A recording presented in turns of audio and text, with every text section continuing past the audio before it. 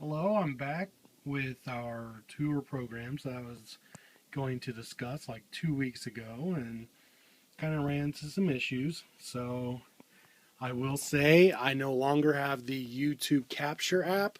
It crashed about a handful of times before I deleted it. It was not helpful at all. And I may have already complained about this on another podcast, videocast. I'm sorry if you're listening to this for a second time, but I just want to say that app really stopped. So I just said suck and stink at the same time. It really did stink and sucked at the same time. And it really didn't help at all. So YouTube, you need to fix that. Um, and thanks for being my server to put out this video. So anyway, got the tour program from 1966. So we have no Brian as of touring. But here we go, front cover. I will say um, the front cover itself is a nice shiny plastic sheet. It's in good condition for being from '66. I believe my parents got it for me back in about 8 years ago for about $10 at a yard sale in Evansville, Indiana. So that's pretty good price there. Got Dennis, Carl with kids. Got Bruce. He loaned out his hat. Mike and Al are kind of shaded in there, and then there's Brian. So really enjoy this. It's got very good quality pages.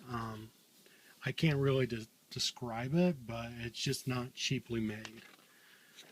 And then we have a little history of the Beach Boys up until 1966. So we kind of talk about their ages and their beginning, and there is a interesting part in here. It talks about Brian saying something about filmmaking.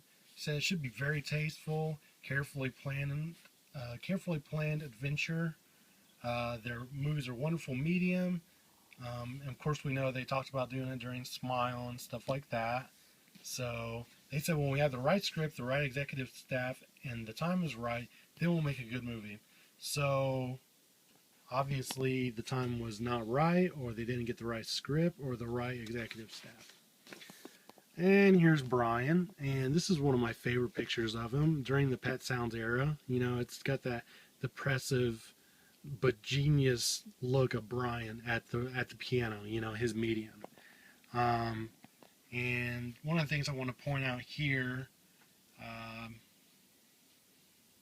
he says of the compositions, he thinks of writing in terms of what the Beach Boys can do, not what they would find it easy to do, but what I know they are capable of doing, which isn't always the same thing. So that makes a lot of sense when you think of a lot of the stuff he did, wrote, and produced for them. He says, I have a governor in mind which keeps my imagination in order because idiot ideas are just a hang up, but I don't like to be told it can't be done when I know it can. That's the point. It mostly can be done. That's a very Brian Wilson quote. I don't think I've heard it anywhere else besides this tour program. So, moving on, we have Dennis. Nice picture. Wardrobe looks a little similar to what he wore in the Pet Sounds promo video, the black and white one, where they all wore masks and were in the woods and stuff. Noticing he's got a cigarette. Looks like he is or was fishing. The people who wrote this really nice about Dennis. They had said that no group should be without a Dennis Wilson, though many are, which is their loss, for he is an extrovert sex symbol of the group. And then it says, he is also a sensitive creature, susceptible to atmosphere, a man who will spend hours poking through the dust of an antique shop and later talk about it in terms not far short of lyric poetry. Dig this man, he's good. He's a temper, quick but brief, while no one's perfect. And that's a perfect description of Dennis Wilson. I really like what they said about him being very sensitive. That reminds me of his writing, like songs like Be Still, Cuddle Up, Be With Me, Forever. he was very sensitive in that area, and a lot of people didn't really see that except a lot of us fans. Here we got Carl. Another picture you don't quite see very often. I noticed one of the last times I looked at this, there was the CDW, his initials on his shirt. That's pretty cool. Um, and it kind of, the brief little writing says something about one of Carl's qualities. He has the biggest appetite since Charles Lofton played Henry VIII. He should have been born in the medieval times. No menu now known is adequate for his hunger, for this hungry son of Hawthorne. That's kind of odd. They talked about his weight, but uh, it's kind of random. But here we got another middle picture, and great shot of the group. I've seen this quite a few times actually. No Brian again, but it is just the touring group. And then a couple other pictures. A couple of these shots kind of remind me of the Pet Sounds promo video. Like it looks like that time, what the clothes we're wearing. Notice Mike's hat. And the same with this picture. It looks like they were out at the same time shooting that.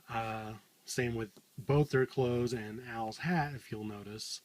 Looks very similar to those videos if you are obsessed and watch them like I do. And here we have this. This is not anything I asked for, and I didn't really want to show it. But since this is a little video cast about showing everything that I got, I guess we'll have to look at Mike in a bathtub looking at Playboy. And again, no one asked for this. So, kind of random. Everybody else has a very decent and good shot. He's in a bathtub. So, talks about his little thing here, talks about him being the oldest in the group and how he felt like